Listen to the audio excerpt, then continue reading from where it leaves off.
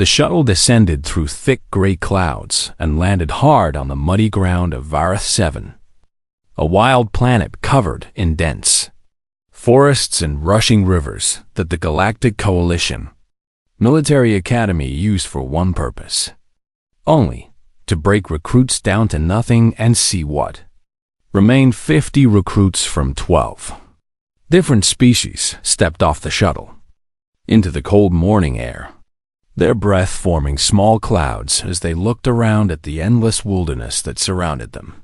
On all sides, Drillmaster Kethvorin stood waiting for them, his massive form casting a long shadow across the landing zone, and his obsidian black scales gleamed in the pale sunlight as he watched each recruit with his piercing yellow eyes that missed nothing. He was a Sorix, one of the oldest warrior species in the Coalition, and he had commanded this survival trial for 40 cycles without ever showing mercy to a single recruit who could not meet his standards. Listen carefully, because I will only explain once. His voice rumbled like thunder across the clearing, and every recruit went silent and still. You are here for the primitive survival trial, the most difficult evaluation in the entire academy program. He began walking slowly along the line of recruits, studying each one as he passed them. For the next 10 days you will survive on this planet with nothing but your own hands and your own minds. He continued. No fabricators, no energy tools, no neural uplinks, no communication devices, and no advanced materials of any kind. A Velothi recruit near the front raised one of his 4 hands nervously. Drillmaster, what tools will we be permitted to use then? Kethvorin stopped and turned to face the recruit with a cold expression. Stone Age only. The words hung in the air like a death sentence. Murmurs of shock and fear rippled through the gathered recruits as they realized what this meant. And the Velothi, who had asked the question, looked like he might collapse right there on the spot. You will make your own tools from stone and wood and bone, Kethvorin said. You will find your own food and water. You will build your own shelters. And you will do all of this without any technology whatsoever. He gestured toward a pile of simple cloth garments on the ground nearby. Strip off your uniforms and put on these basic coverings. Then deposit all technological items in the collection bin before the shuttle departs. The recruits began to comply with obvious reluctance, removing their sophisticated uniforms and the various devices they carried. And the collection bin quickly filled with neural sync implants and communication nodes and personal fabrication units and dozens of other advanced tools. Private Eli Vance, the only human in the entire cohort, removed his gear without any visible distress and pulled the rough cloth covering over his lean frame. He was not particularly tall compared to many of the alien species around him, standing at just under 2 meters, and his brown skin and dark hair made him look almost plain among the colorful and exotic recruits from other worlds. Skethrin noticed the human and felt a small surge of contempt rise in his chest, because humans were known throughout the Coalition as one of the softer species, short-lived, physically average, and supposedly dependent on their clever machines to compensate for their biological weaknesses. The Drillmaster expected this one to break within the first 3 days at most. The boundaries of your survival zone are marked by these coordinates, Kethvorin announced, pointing to several distant landmarks. The river to the east, the mountain ridge to the north, the dead forest to the west, and the cliff line to the south. He paused and let his gaze sweep across all 50 recruits one final time. If you cannot continue, press the emergency beacon on your wristband, and a shuttle will retrieve you within 1 hour, he said. But know this, if you press that beacon, you will be immediately expelled from the academy, with no possibility of returning. The shuttle engines began to power up behind him. Preparing for departure? Your trial begins now, Kethvorin declared. Survive if you can. Then he turned and walked back toward the shuttle without another word. leaving the 50 recruits standing alone in the wilderness with nothing but cloth on their backs and fear in their hearts. For a long moment, nobody moved or spoke. The Velothi recruits looked at their four hands as if seeing them for the first time, because without their neural sync implants, they could not coordinate their limbs properly, and even simple movements felt clumsy and wrong. The Churix recruits, insectoid beings with compound eyes and clicking mandibles, huddled together in visible distress, because their species operated through a hive mind connection, and being cut off from that network was like losing a part of themselves. The amphibious moral recruits shifted nervously, their blue-green skin glistening with stress secretions, while the tall and willowy Thesari recruits simply stared at the forest with expressions of complete helplessness. But Eli Vance did not hesitate, while the others stood frozen in shock and confusion. The human walked calmly toward the river that flowed about 200 meters from the landing zone, and he knelt down at the water's edge and began examining the stones scattered along the Banta. Velothi recruit named Karth watched the human with confusion. "What is he doing?" he asked the recruit beside him. "Has he given up already?" "Perhaps humans truly are as weak as the reports suggest," the other recruit replied with a dismissive wave of two hands. They were wrong in ways they could not yet understand. Eli picked up stone after stone, testing each one with his fingers, tapping them together and listening to the sounds they made. And after several minutes, he found what he was looking for: a nodule of fine-grained flint hidden among the river rocks, smiled slightly, and tucked the stone into the cord belt of his covering. Then continued searching for more useful materials, while the other recruits finally began to scatter into the forest in desperate search of food and shelter. By midday, the camp had descended into chaos. 3 Churix recruits had triggered their emergency beacons after suffering complete psychological breakdowns from the isolation, and 2 Velothi recruits had injured themselves trying to climb trees with their uncoordinated limbs. Remaining recruits wandered aimlessly through the forest, eating random plants that made them sick and drinking water from stagnant pools that would cause problems later. But Eli had found a sheltered spot beneath a rock overhang near the river, and he sat there working steadily with his hands, striking one stone against another in a precise rhythm that sent small flakes flying with each blow. By evening, he had created 3 sharp cutting tools and 2 scraping implements from the flint he had gathered, and he used one of the cutters to strip bark from a nearby tree and harvest long fibrous plants from the river bank. A young moral recruit named Thesic noticed the human's activity from a distance and watched with growing curiosity as he worked. She had never seen anything like it, this calm and methodical creation of tools from raw stone, and something about the sight stirred a strange feeling in her chest that she could not identify. It was the first spark of hope she had felt since the trial began. As darkness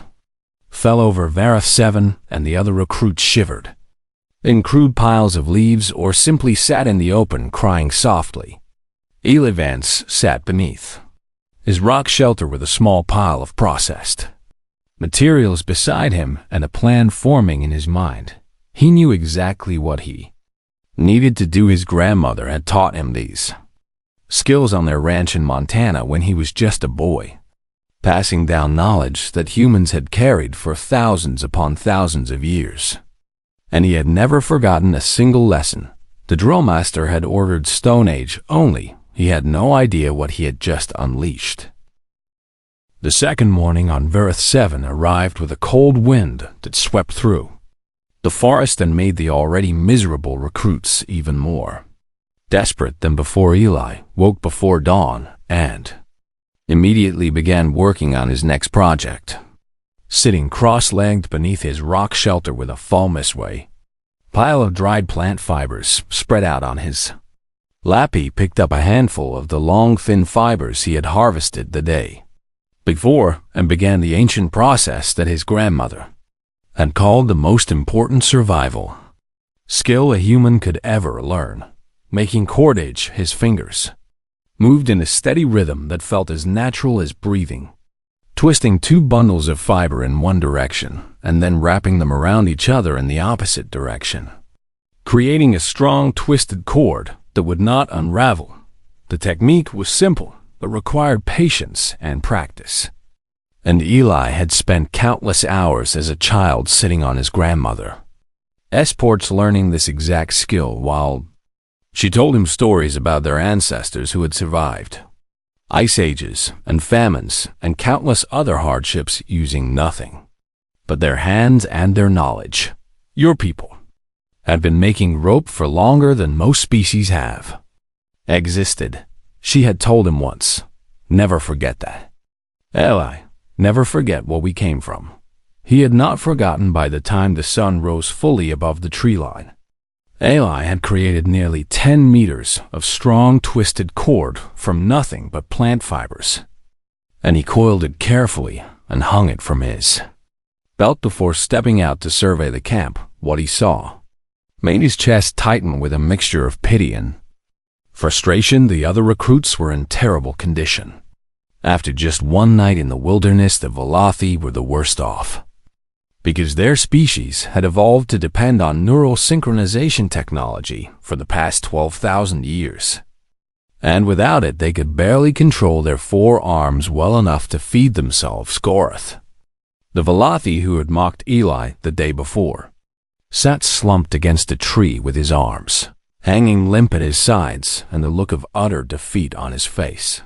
The Churiks were not much better, huddling together in small groups and clicking their mandibles in distress signals that went unanswered because their hive mind network was gone. 6 more emergency beacons had been activated during the night, bringing the total number of dropouts to 9 in less than 2 days. Eli shook his head and walked toward the river to check on something he had noticed the day before, narrow game trail that led down to the water where small animals came to drink. He knelt beside the trail and studied the tracks in the soft mud, recognizing the prints of creatures similar to rabbits or large rodents, and he nodded to himself with satisfaction before pulling out his coil of twisted cord, using his stone knife to cut the cord into appropriate lengths. He began constructing simple snare traps along the game trail, creating loops that would tighten around any animal that stepped through them. It was a technique that human hunters had used for tens of thousands of years. And Eli set up 5 snares in less than an hour before covering his scent by rubbing river mud on his hands and the trap components. He was just finishing the last snare when he heard footsteps approaching from behind, and he turned to see the young Moral named Desik standing at the edge of the trail watching him with her large dark eyes. "I hope I am not disturbing you," she said softly, her voice carrying the watery resonance typical of her amphibious species. "I have been watching you work since yesterday, and I wanted to ask, what are you doing?" Eli stood and brushed the mud from his hands. "I am setting traps to catch small animals for food." Desik tilted her head in confusion. "Traps made from plants?" "From cord," Eli explained, holding up a length of his twisted rope. "I made it from dried fibers. It is strong enough to hold a small animal until I can come back to collect it." The Moral stared at the cord with an expression of pure amazement, reaching out to touch it with her webbed fingers as if she could not believe it was real. "You made this?" she asked in a whisper. "With your hands?" "Yes, but how?" Desik looked up at him with something like wonder in her eyes. "My species never learned such things. We developed electromagnetic manipulation tools almost immediately after we achieved sentience, and we never needed to make anything by hand." Eli smiled slightly at her reaction. "Humans took a different path. We spent a very long time without advanced technology, so we learned how to make everything we needed from raw materials." "How long?" Desik asked. "About 200,000 years. The number hit Desik like a physical blow, and she took a step backward in shock, her gills fluttering rapidly as she processed. what the human had just told her 200,000 years of making. Tools by hand, 200,000. Years of survival without technology her species had possessed. Advanced tools for only 8,000 years. And even that was considered a long time among the coalition races. But humans had spent 25 times that long mastering the primitive arts before they ever touched metal or electricity. That is why you are so calm, she realized aloud. This trial is nothing new for your species. Your ancestors lived like this for thousands of generations. Something like that. Eli agreed. My grandmother taught me these skills when I was young. She said that a human should never forget where we came from, because someday we might need that knowledge again. Vesic was quiet for a moment, thinking about everything she had just learned. And then she made a decision that would change the course of her entire trial experience. Will you teach me? She asked. Eli looked at her with surprise. You want to learn? I want to survive, Vesic said firmly. And I can see that you know how to do that better than anyone else here. Please, show me what you know. The human considered her request for several seconds before nodding slowly. All right, I will teach you. But you have to be patient, because these skills take time to learn properly. I understand, Vesic said eagerly.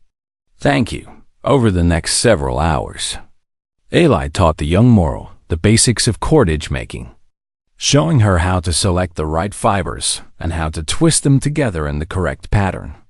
And though her webbed fingers struggled at first, she eventually began to produce short lengths of usable cord. By late afternoon, they returned to check the snare traps. And Vesic gasped when she saw that 3 of the 5 snares had caught small furry animals that now hung motionless in the cord loops. It worked! She exclaimed. It always works, Eli said simply. Humans have been doing this for a very long time. He showed her how to reset the traps and how to properly clean the animals they had caught using his stone tools. And by evening they had enough food to feed themselves and several others. Word spread quickly through the camp that the human had caught meat. And other recruits began gathering near Ailey's shelter with desperate hungry looks on their face. Kurith, the Velothi, approached with his head bowed in shame. Human, I mocked you yesterday, and I was wrong. Please, can you spare any food? Eli looked at the starving alien and felt no anger or resentment, only a desire to help those who were suffering. Sit down, he said. There is enough for everyone who wants to learn. That night, 7 recruits gathered around a small fire that Eli had built using a bow drill friction method, eating roasted meat and listening as the human explained the basics of primitive survival. Drillmaster Kefvorn watched from the ridge above the camp, his yellow eyes glowing in the darkness, and for the first time in 40 cycles of running this trial, he felt something he had never expected to feel toward a human recruit. He felt curious. On the 4th day, the rain came. It started as a light drizzle just after dawn, but quickly grew into a heavy downpour that soaked everything and everyone in the camp, turning the ground into thick mud and making the already difficult survival situation much worse. Most of the remaining recruits huddled under whatever crude shelters they had managed to build, shivering and miserable as the cold water poured down on them.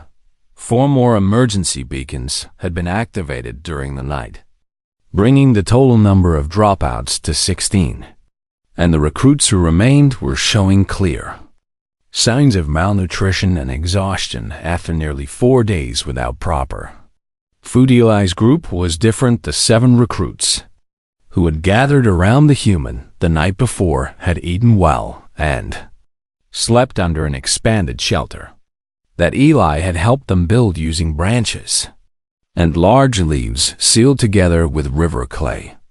And though they were tired, they were in far better condition than anyone else in the camp. Vesic sat beside Eli, working on her cordage skills, her webbed fingers now moving with growing confidence as she twisted the plant fibers together.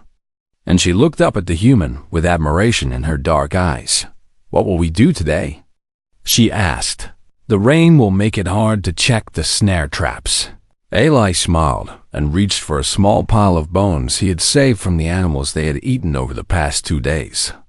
"Today I'm going to teach you how to fish." "Fish?" Desik's gills fluttered with interest, because our amphibious species had a natural connection to water, even though they had lost the ability to catch fish by hand many thousands of years ago. "How do you fish without technology?" "With hooks and line," Eli said, holding up one of the small bones. "Watch carefully." He picked up his sharpest stone knife and began carving the bone with slow, precise movements, shaping it into a curved form with a sharp point on one end and a small notch on the other end. For attaching line, the Charix recruit named Vex Tai had been watching from nearby with her compound eyes, and she clicked her mandibles softly before approaching the group. "May I observe?" she asked in her buzzing voice. "I find your techniques extremely fascinating from a scientific perspective." "Of course," Eli said without looking up from his work. "Everyone is welcome to learn." Vextai settled down beside Desik and watched intently as the human continued to carve the bone hook, her multiple eyes tracking every tiny movement of his fingers. "Your species," she clicked after several minutes of silence. "You did this before technology. You carved hooks from bone and caught fish with string made from plants?" "For about 200,000 years, Eli confirmed. Echoing the same answer he had given Desik 2 days earlier. Vextai processed this information with visible difficulty, because her species, the Charix, had developed their hive mind communication network and advanced tools within just a few centuries of achieving sentience. And the idea of spending 200 millennia in a primitive state was almost impossible for her to comprehend. "That is an extraordinarily long time," she said finally. "Most species in the coalition develop technology within 1,000 or 2,000 years of sentience at most. Humans are slow learners," Eli said with a slight smile. "But we remember what we learned for a very long time." He finished carving the first hook and held it up for everyone to see, a small curved piece of bone no longer than his thumb, with a wicked sharp point and a smooth notch for the line. "Now I need to make several more," he said, "and then we can go fishing," while Eli carved additional hooks. Desik prepared lengths of twisted cord for use as fishing line, and Vextai helped by gathering small insects and grubs from beneath rocks to use as bait.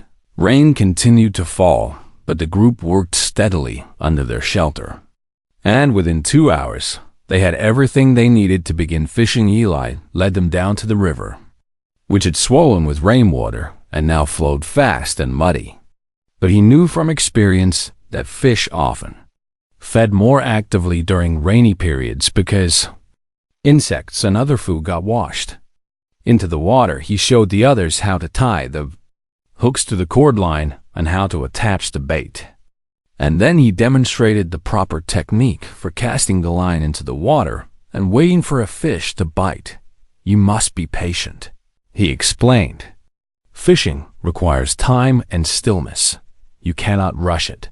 Desik was the first of the aliens to try, and her natural comfort in and around water gave her an advantage that the others lacked. She waded out into the shallows and cast her line with surprising grace, then stood motionless with the rain streaming down her blue-green skin as she waited for a fish to take the bait. Nearly 20 minutes passed before she felt the first tug on her line, and her eyes went wide with excitement. "Something is pulling," she called out. "Do not jerk the line," Eli instructed quickly. "Let the fish take the hook deeper, then pull steadily to set it." Desik followed his instructions and felt the hook catch firmly. And then she began pulling the line hand over hand until a fat silver fish emerged from the muddy water, thrashing and fighting. Against the bone hook in its mouth, she lifted it up with an expression of pure joy on her face. "I did it. I caught a fish." The other recruits cheered, and Eli nodded with approval. Good work. Now do it again. Over the next several hours, the group caught fish after fish from the swollen river, far more than they could eat in a single day. And Eli knew that this created both an opportunity and a problem. We have too much fish, Vextai observed, her analytical mind already working on the issue. The meat will spoil if we do not eat it quickly. And we cannot eat all of this today. You're right, Eli agreed. Which is why tomorrow I am going to show you how to preserve it. Preserve it? Desik asked with curiosity. How do you preserve food without refrigeration technology? Eli smiled mysteriously. With smoke, the group returned to camp carrying their catch, and the other remaining recruits stared at them with a mixture of envy and desperation. Korath the Velothi approached with his head bowed. Human, my group has eaten nothing but bitter roots for 2 days. Please. We are starving.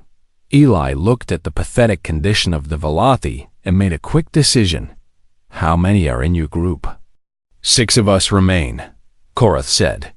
3 others activated their beacons this morning. Tell them to come here, Eli said. There is enough fish for everyone, but in exchange you will help us with a building project tomorrow. Korath's eyes lit up with hope and gratitude. Yes. Anything. We will do whatever you ask.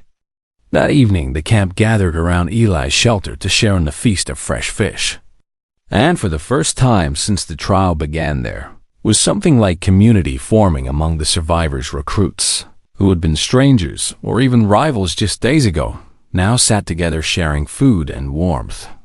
United by their desperation and by their growing respect for the human who had shown them how to survive, Drillmaster Kethvorin continued to watch from his observation post on the ridge. And his expression had shifted from contempt to something far more complex. He had expected the human to break first instead. The human was becoming a leader, and that changed everything. The 6th day of the trial dawned clear and bright, with the rain finally stopping and the sun breaking through the clouds to warm the wet earth below. Eli woke early as usual and gathered his core group together. Desik the Moral, Vextai the Churix, Korath the Velothi, and the 9 other recruits who had joined them over the past few days. They now numbered 13 in total, nearly half of the remaining survivors. And they had become something more than just a group of desperate individuals trying to stay alive. They had become a team. Today, we built the Smokehouse, Eli announced. And his words were met with eager nods from everyone present. Tell us what you need, Korath said, his forearms flexing with readiness. My people may not know how to survive in the wild, but we are excellent builders when we have direction. Eli smiled at the change he had seen in the Velothi over the past few days, from mocking skeptic to enthusiastic helper, and he began explaining his plan. We need wooden stakes for the frame, flexible branches for the walls, large leaves for the outer covering, river clay for sealing the gaps, and flat stones for the fire pit, he listed. The structure does not need to be large, just big enough to hang fish inside while smoke passes through. The group immediately split into teams to gather the necessary materials, with the 4-armed Velothi proving especially useful for carrying heavy loads of stakes and branches, while the amphibious Moro collected clay from the riverbank, and the Churix used their precise compound vision to select the best leaves for waterproof. And Eli supervised the construction, directing the placement of each stake and branch with the knowledge of someone who had built such structures many times before. His grandmother had taught him this technique during a long summer when he was 12 years old, and they had built 3 different smokehouses together on their ranch while she explained the principles behind food preservation. Smoke does several things, she had told him as they worked. It drives out moisture so bacteria cannot grow. It coats the meat with chemicals to prevent spoilage. And it adds flavor that makes preserved food actually taste good. Eli remembered every word she had said. And now he shared that knowledge with his alien companions as they built the smokehouse together. The key is controlling the smoke, he explained as they wove branches together to form the walls. We want thick smoke but not too much heat. If the fire is too hot, it will cook the fish instead of preserving them. And cooked fish will spoil just as fast as raw fish. Dessa glistened with fascination as she helped seal the gaps in the walls with river clay. Your grandmother taught you all of this? She taught me everything I know about survival, Eli said with a note of sadness in his voice. She passed away 3 years ago. But I carry her lessons with me wherever I go. She sounds like a remarkable person, Dessa said softly. She was, Eli agreed. She used to say that humans are the only species stubborn enough to remember the hard times, that other beings forget their struggles as soon as they find comfort. But humans hold on to the lessons of suffering because we know that comfort never lasts forever. The construction continued through the morning and into the afternoon, with more and more recruits from outside the core group drifting over to watch and eventually to help by. Mid-afternoon, the smokehouse was nearly complete, a small enclosed structure about 2 meters tall and 1 meter wide, with a carefully designed ventilation system at the top and a stone-lined fire pit at the bottom. Eli was just finishing the installation of wooden racks for hanging the fish when a shadow fell across the entrance of the structure. He turned to find Drillmaster Kethvorin standing directly behind him. The massive Sarx having descended from his observation post for the first time since the trial began. Private Vance, the Drillmaster growled, his yellow eyes studying the smokehouse with an unreadable expression. Explain what you are building. Eli stepped back from the structure and stood at attention. A smokehouse, sir, for preserving fish and meat so we can store food instead of catching it fresh every day. Kethvorm was silent for a long moment, his gaze moving from the smokehouse to the group of recruits who had frozen in place at his arrival, and then back to the human standing before him in 40 cycles of commanding this trial. He said slowly, I have never seen a recruit move beyond basic survival into infrastructure. His scale shifted color slightly, a subtle change that none of the aliens present recognized, but one that carried deep significance among his species. You are not merely surviving. Private Vance, Kethvorin continued. You are building a settlement. You are establishing civilization where none existed before. That is what humans do. Sir, Eli replied calmly. We build things. It is in our nature. The Drillmaster studied the human with new eyes, seeing something he had missed before in his initial assessment. I was told that humans are a young species, he said, soft and dependent on technology, with little experience in hardship compared to the elder races of the Coalition. With respect, sir, that assessment is incorrect, Eli said, and there was a quiet confidence in his voice that made several nearby recruits shift nervously. Humans may be new to space travel, but we are not new to survival. My species spent 200,000 years mastering the art of staying alive without technology before we ever built our first city. Kethvorin's eyes widened slightly at this information. 200,000 years? Yes, sir. We call it the Stone Age, and some of us made sure to remember the lessons our ancestors learned during that time.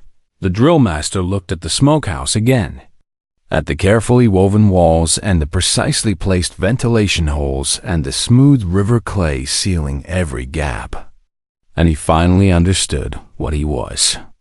Seeing this was not improvisation or desperation. This was inherited knowledge, skills passed down through countless generations of humans who had lived and died in conditions exactly like this, each one adding to the collective wisdom of their species.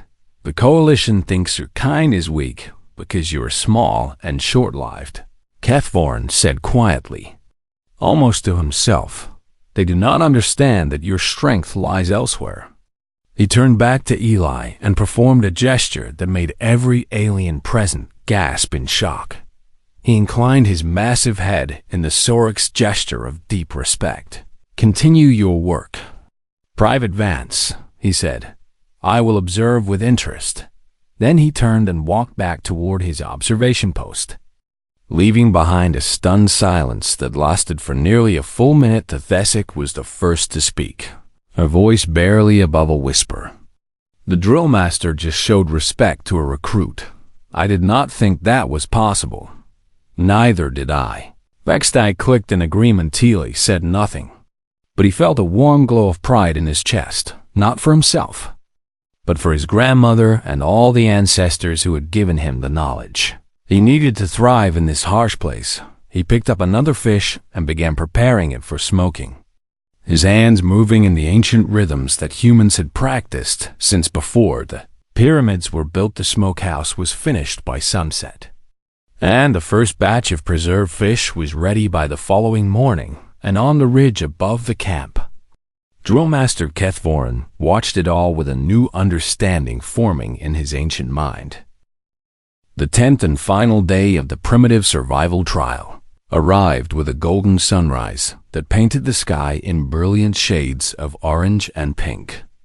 And Eli stood at the edge of the camp watching the light spread across the wilderness that had been his home for nearly 2 weeks. Behind him, the small settlement his group had built hummed with quiet activity.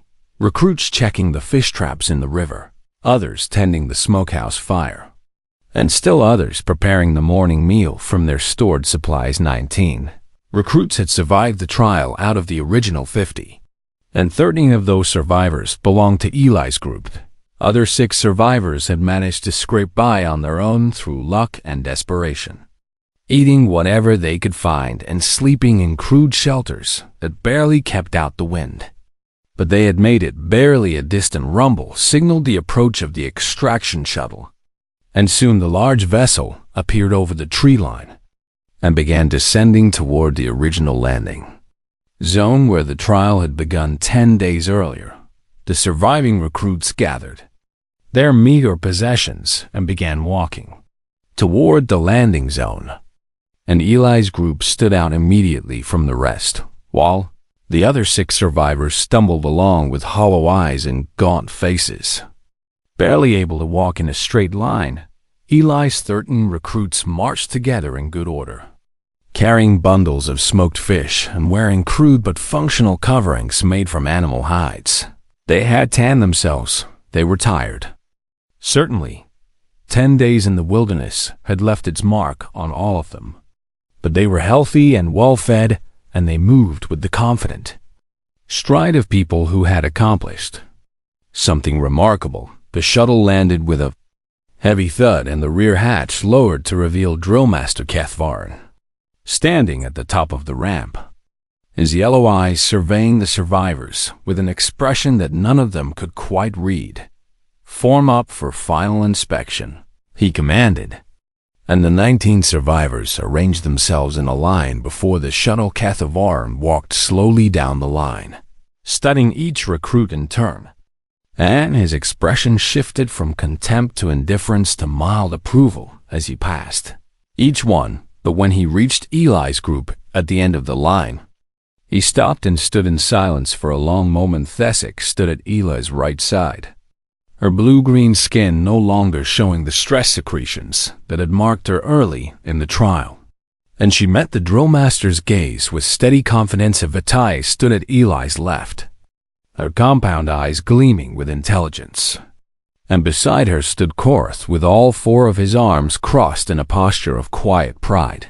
The other 9 members of the group stood in formation behind them, and every single one of them carried themselves with dignity despite the primitive conditions they had endured. "Private Vance," Kethvarin said. "Step forward." Eli stepped out of the line and stood at attention before the massive Sorcs, and the other recruits held their breath as they waited to see what would happen before this trial began. "I expected you to be the first to fail," Kethvarin said, and his voice carried clearly across the landing zone so that everyone could hear. "I believed the reports that said humans were soft and weak and dependent on technology. He paused and let his gaze sweep across Eli's group before continuing. I was wrong. The words hung in the air like a thunderclap. And every recruit present, both those in Eli's group and those outside it, stared at the Drillmaster with shocking 40 cycles of commanding the Academy's most brutal trial. Kethvorin had never once admitted to being wrong about anything. You did not merely survive this trial. Private Vance, the Drillmaster continued. You thrived. You built tools. You established food production. You created shelter. And you organized other recruits into a functioning community. He gestured toward the distant smokehouse that was still visible above the tree line. A thin wisp of smoke rising from its ventilation holes. That structure will stand for years after we leave this place, he said. It will be a monument to what one human accomplished with nothing but stone and cord and the knowledge of his ancestors. Eli remained at attention, but allowed himself a small nod of acknowledgement. Before I release you from this trial, I want to understand something, Kethvorin said. And there was genuine curiosity in his voice now. Why did you help the others? You could have kept your knowledge to yourself and let them fail. It would have made your own achievements seem even more impressive by comparison. Eli considered the question carefully before answering. Because that is not how humans survived for 200,000 years. Sir, explain. My species did not survive the Stone Age as individuals, Eli said. We survived as tribes and communities, by sharing knowledge, by teaching the young, by helping the weak, and by working together toward common goals that no single person could achieve alone. He glanced back at Desik and Vextai and Korath and all the others, who had become his companions over the past 10 days. My grandmother taught me that the greatest strength of humanity is not our ability to survive hardship, he continued. It is our ability to lift others up, even while we are struggling ourselves. She said that any animal can fight to stay alive, but it takes a human to fight for something greater than survival. Kethvorin was silent for a long moment, processing the human's words with the deep contemplation that his ancient species was known for. Then he did something that made every recruit gasp in disbelief.